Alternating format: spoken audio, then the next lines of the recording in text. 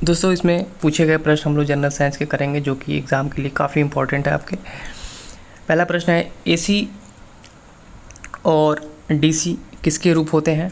तो एसी और DC charge के प्रवाह या करंट के रूप होते हैं। यदि किसी परिपथ में, किसी सर्किट में जो करंट है उसका जो फ्लो है, उसका जो प्रवाह है, वह सदैव एक ही दिशा में होता है, तो उसे क्या कहेंगे? उसे डीसी कहते हैं। और यदि धारा का जो प्रवाह है वह एकांतर क्रम में समानांतर रूप से आगे और पीछे होता है, तो इसे क्या कहेंगे? इसे एसी कहते हैं। और इसका जो मात्रक होता है वो एम्पियर होता है। तो ऑप्शन नंबर ए जो है वो आपका राइट आंसर हो जाएगा, चार्ज का प्रवाह। चलिए नेक्स्ट देखेंगे। धारा प्रवाह को सुचालक के प्रतिरोध से संबद्ध करने वाले नियम को डैश कहते हैं। तो धारा प्रवाह को सुचालक के प्रतिरोध से संबद्ध करने वाले नियम को जूल नियम कहते हैं। ऑप्शन नंबर सी आपका राइट आंसर हो जाएगा। केपलर नियम क्या है? सभी ग्रहों की जो कक्षा होती है दीर्घवृत्ताकार होती है, तथा सूर्य इस कक्षा के नाभिक में होता है। तो ये क्या है? केपलर का नियम है। लेंज नियम क्या है? कि प्रेरित जो धारा की दिशा है वो सदैव ऐसी होती है कि वह उस कारण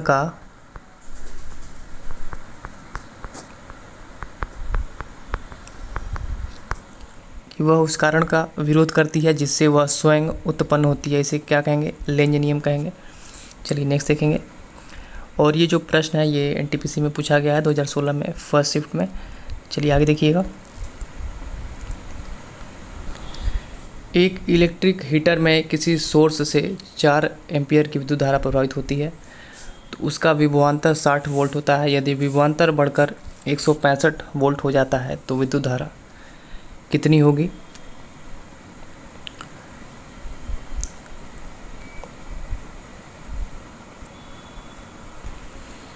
तो V/IR से वोल्टेज कितना है?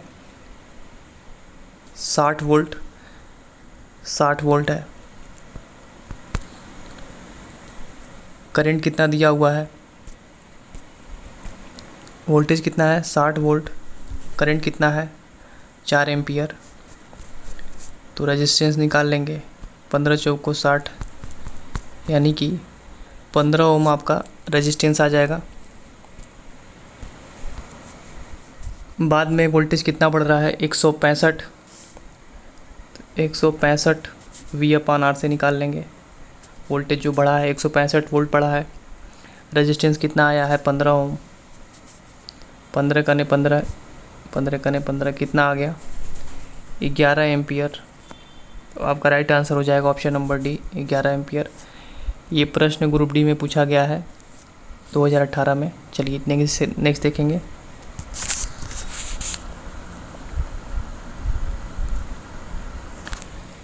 $220 वोल्टेज आउटपुट वाले जनरेटर को 1100 वाट की पावर वाली मोटर से जोड़ने पर प्राप्त होने वाली विद्युत धारा की गणना करना है।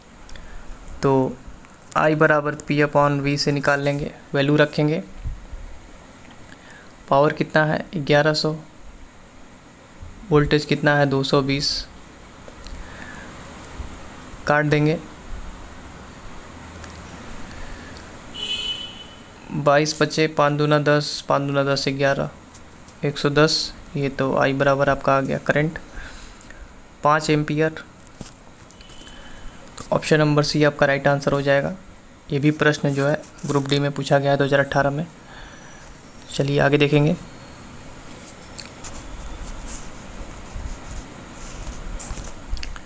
यदि बल्ब फिलामेंट का जो प्रतिरोध है, रेजिस्टेंस है 1200 ओम है, तो 220 वोल्ट सोर्स से इलेक्ट्रिक बल्ब में कितनी धारा करंट प्रभावित हो? करंट पूछा गया है, तो V/IR से निकाल लेंगे। तो I बराबर क्या हो गया? V/R।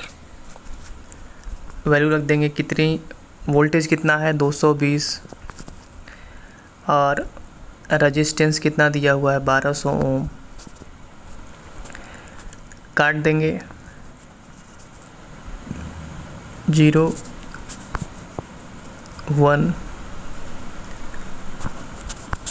0.18 एम्पियर आपका आंसर हो जाएगा, option number B. Group D में ये भी प्रश्न आपका पूछा गया है। चलिए आगे देखेंगे।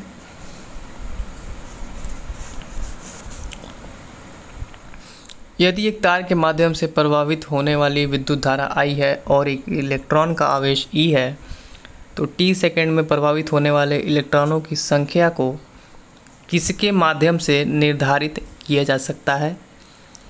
तो यदि एक तार के माध्यम से प्रवाहित होने वाली विद्युत धारा I और इलेक्ट्रॉन का जो आवेश है वो E है, तो t सेकंड में प्रवाहित होने वाली इलेक्ट्रॉनों की संख्या IT/T के माध्यम से निर्धारित किया जा सकता है। तो ऑप्शन नंबर सी आपका राइट आंसर हो जाएगा। ALP टेक्नीशियन में ये प्रश्न पूछा गया है 2018 में।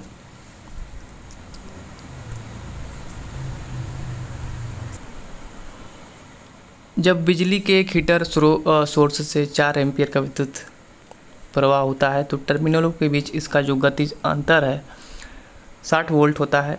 और यदि गतिज अंतर जो है इतना बढ़ा दिया जाए तो हीटर कितनी विद्युत प्रवाह खींचता है? तो अभी इस पे आपने एक न्यूमेरिकल किया है, आप चाहें तो वीडियो को पॉज करके आप सॉल्व कर सकते हैं। तो ओम के नियम से R बराबर V/I, कितना वोल्टेज है 60 और करंट कितना है 4, तो 15 चौक को 60, ये कितना आ गया? रेजिस्टेंस आपका आ गया 15 ओम। कितना वोल्टेज बढ़ रहा है 157.5 बटा कितना रेजिस्टेंस आया है 15। काट देंगे 15 कने 15, 15 पचे 75 एम्पियर। तो आपका राइट आंसर हो जाएगा option number A, correct answer है। ये भी प्रश्न आपका पूछा गया है ग्रुप डी में। चलिए नेक्स्ट देखेंगे। दो प्रतिरोधक 10 ओम और 20 ओम के श्रृंखला यानी कि सीरीज में 6 वोल्ट बैटरी से क्या हुए हैं, जुड़े हुए हैं। तो सर्किट में आपको करंट बताना है, कितना करंट होगा। तो सीरीज में क्या होगा, तुल्य प्रतिरोध R1 + R2, तो कितना हो गया 30 ओम। विद्युत धारा पूछा है, तो I बराबर V/R।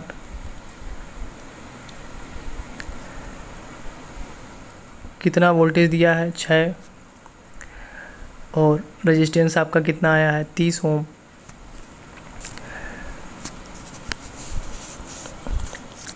डिवाइड कर देंगे 30, 0 0 हो जाएगा, 30 दूना 60 यानी कि 0.2 एम्पियर। आपका राइट आंसर है ऑप्शन नंबर ए। चलिए नेक्स्ट देखिएगा।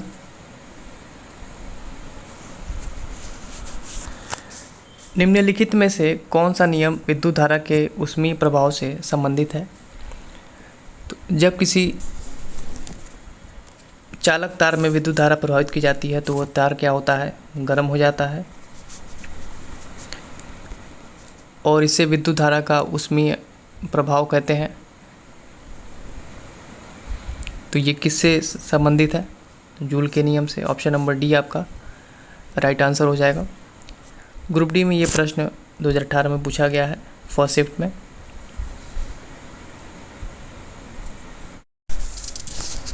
आगे देखेंगे।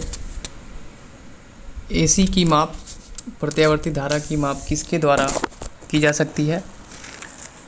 तो प्रत्यावर्ती जो धारा है उसकी माप एमीटर द्वारा किया जाता है और जिसको सर्किट में एमीटर जो है वो सर्किट यानी कि परिपथ में सीरीज़ में यानी कि श्रेणी क्रम में लगाकर क्या करते हैं,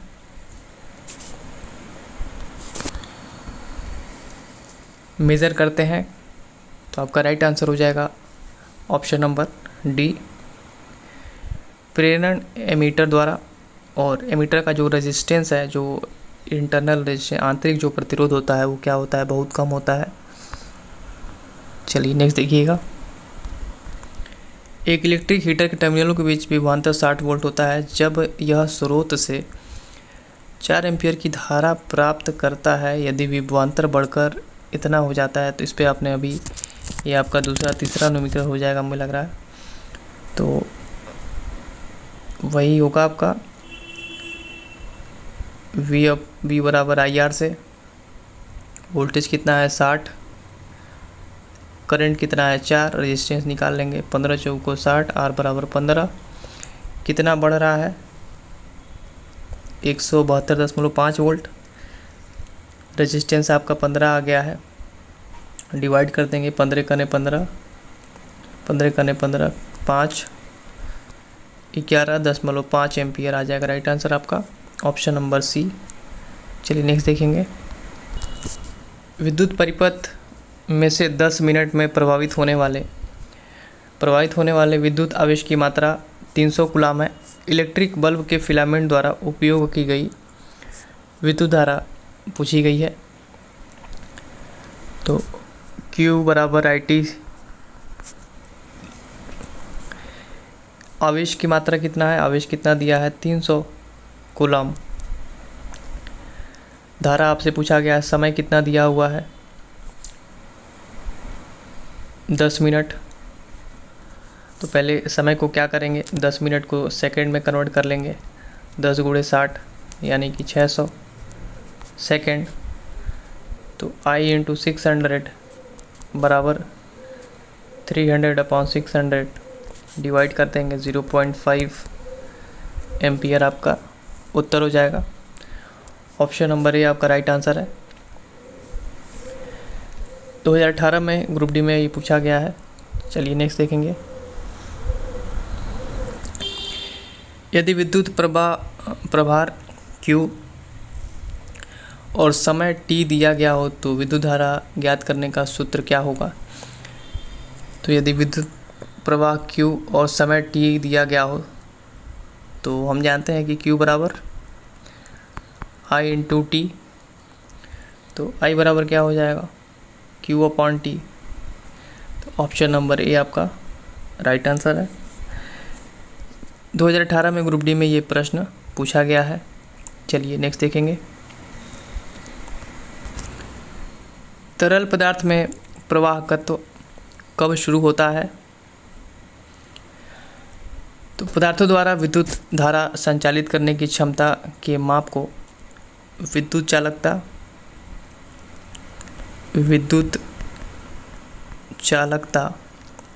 या विशिष्ट चालकता या फिर प्रवाहकत्व कहते हैं। और इसकी जो यूनिट होती है सीमेन प्रति मीटर होती है। ध्यान रखेंगे इस चीज़ को, सीमेन प्रति मीटर इसकी यूनिट होती है। तरल पदार्थों में प्रवाहकत्व तब शुरू होता है जब धनात्मक और ऋणात्मक प्रभारों की गति क्या होती है, मौजूद होती है। तो ऑप्शन नंबर सी आपका राइट आंसर हो जाएगा।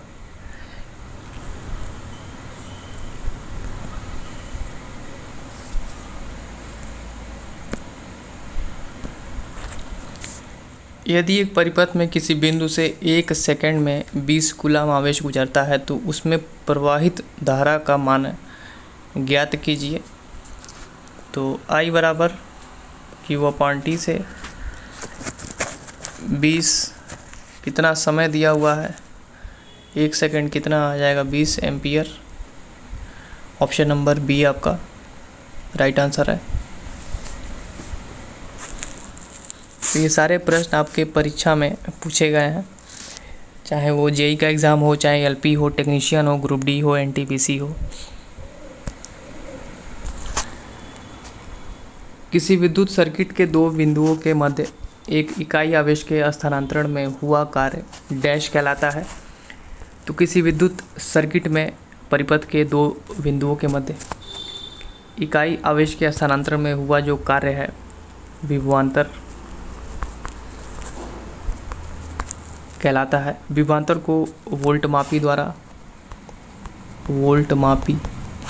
इसको ध्यान रखिएगा, वोल्ट मापी द्वारा मेजर किया जाता है। विभवांतर V बराबर क्या होता है, W/Q, यानी कि कार्य बटा आवेश। ऑप्शन नंबर सी आपका ए आपका राइट आंसर हो जाएगा, माफ़ करेंगे। विभवांतर किसी विद्युत सर्किट के दो बिंदुओं के मध्य एक इकाई आवेश के स्थानांतरण में हुआ जो कार्य है विभवांतर कहलाता है। तो ऑप्शन नंबर ए जो है आपका राइट आंसर हो जाएगा। चलिए नेक्स्ट देखिएगा। यदि दो बिंदुओं के मध्य 3 कूलाम का आवेश ले जाने के लिए कार्य की मात्रा 72 जूल है तो इन बिंदुओं के बीच विभवांतर आपसे पूछा गया है। तो अभी आपने देखा है विभवांतर V बराबर W/Q। तो आपको कार्य की मात्रा कितना है, 72 जूल, और आवेश आपका कितना है 3 कूलाम। 24 तियाँ 72 कितना आ जाएगा 24 वोल्ट। आपका राइट आंसर हो जाएगा ऑप्शन नंबर ए। और 2018 में ग्रुप डी में ये प्रश्न पूछा गया है। यदि धारा 10 एम्पियर और प्रतिरोध 50 ओम हो तो वोल्टेज पूछा गया है। तो V बराबर IR 10 × 50, धारा कितना है 10 एम्पियर और रेजिस्टेंस कितना है 50 ओम बराबर 500 वोल्ट। आपका राइट आंसर है ऑप्शन नंबर डी।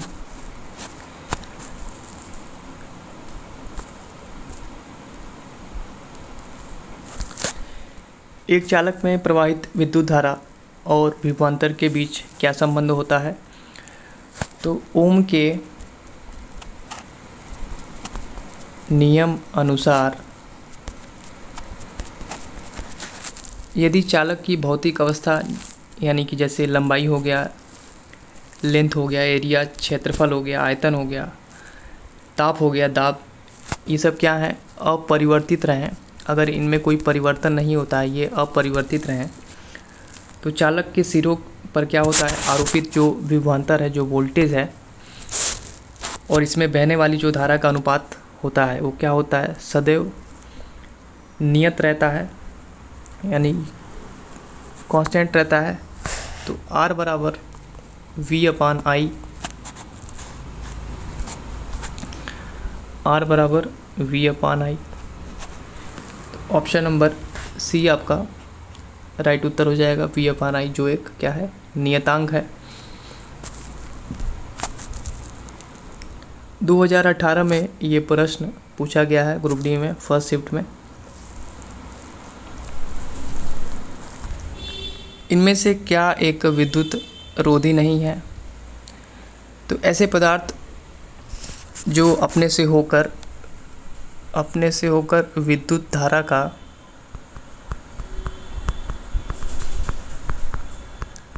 का प्रवाह नहीं होने देते हैं विद्युत रोधी कहलाते हैं। जैसे सूखी लकड़ी हो गई, बेकेलाइट हो गया, एस्बेस्टस हो गया, चीनी मिट्टी हो गया, हीरा, कागज, PVC, ये सब क्या है विद्युत रोधी हैं। तो आपसे पूछा गया है विद्युत रोधी नहीं है, तो ऑप्शन नंबर जो बी है वो आपका राइट उत्तर हो जाएगा, नाइक्रोम, जो कि विद्युत रोधी नहीं है। ये क्या है, ये इलेक्ट्रिक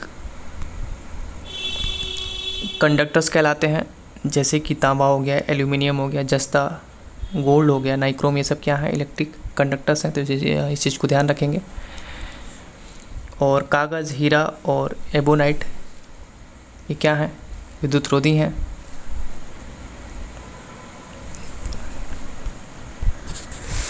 नेक्स्ट देखेंगे रिक्त स्थानों में सबसे उपयुक्त विकल्प भरें। 18 वोल्ट नहीं है, वोल्ट है ये। 18 वोल्ट बराबर × 3 ओम कितना होगा ये पूछा गया है। तो V बराबर IR कितना दिया हुआ है 18 वोल्ट, और I × 3 3 छक्के 18 कितना हो जाएगा I बराबर 6 एम्पियर। ऑप्शन नंबर ए आपका राइट आंसर हो जाएगा। ALP और टेक्नीशियन में ये प्रश्न पूछा गया है। चलिए नेक्स्ट देखेंगे। निम्न में से कौन सा घोल बिजली का चालक नहीं है, ये पूछा गया है। सोडियम हाइड्रोक्साइड घोल ये क्या है, बिजली का चालक है। एसिटिक एसिड घोल ये भी बिजली का चालक है। आपसे पूछा गया है कौन सा चालक नहीं है, तो ऑप्शन नंबर जो बी है वो आपका राइट आंसर हो जाएगा कि ये क्या है, चालक नहीं है। ऐसे पदार्थ जिनके घोल या जलीय विलयन यानी कि एक्वियस सॉल्यूशन जलीय विलयन में क्या होती है, विद्युत धारा प्रभावित हो सकती है, अर्थात जो विद्युत के चालक हैं विद्युत अपघट्य कहलाते हैं। इस चीज़ को ध्यान रखेंगे।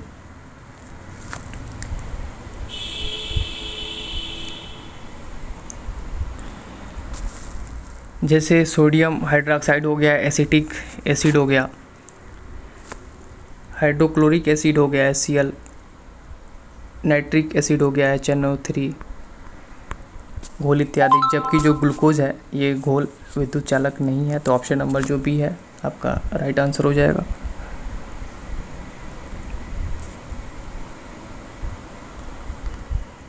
ओम के नियम के अनुसार डैश एक स्थिरांक है, कांस्टेंट है। तो ओम के नियम के अनुसार यदि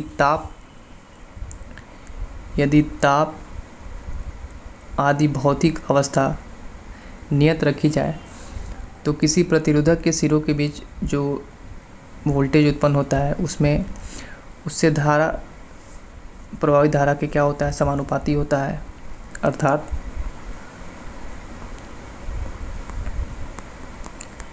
V बराबर RI, तो R बराबर V/I constant. Option number A जो है वो आपका राइट आंसर हो जाएगा। ये प्रश्न आप यहाँ देख सकते हैं कि ग्रुप डी में पूछा गया है 2018 में, बहुत ज़्यादा इम्पोर्टेंट है ये। सेकंड में पूछा गया है, थर्ड में पूछा गया है।